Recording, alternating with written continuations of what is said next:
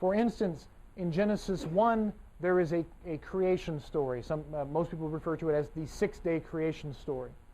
Right? In the beginning, God created the heavens and the earth was formless and void, and the Spirit of God, and et cetera, and then let there be light. You've heard this story. Some of you haven't. Read Genesis 1.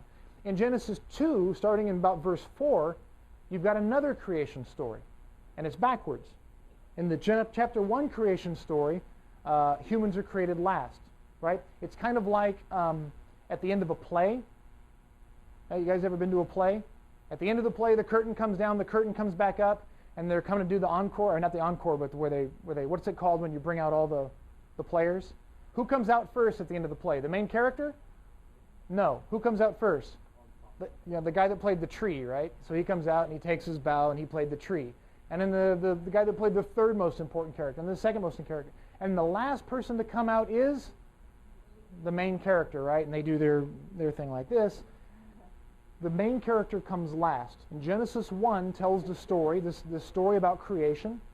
And I do refer to it as a myth meaning a story. You can believe it if you want. It may be true, it may not be. But I'm going to refer to it as a myth because it's told as a story. It's told as a myth. So when I refer to myth, that just means a style of story. They come out at the end of the story, and the humans come out last. So on the last day of creation in chapter 1, humans are created first. Are created last. Chapter 2, the creation story in chapter 2 is a little different. Humans are created first. It's kind of like the end of a movie, right? If you ever noticed a difference, at the end of a movie, what's the first name up? The lead character.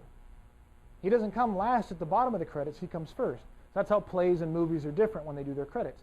And in the chapter 2 creation story, it says before God created all the heavens, and before he created all the animals and the plants and all that stuff, he created man. So it's kind of backwards. Okay, so you've got these creation stories.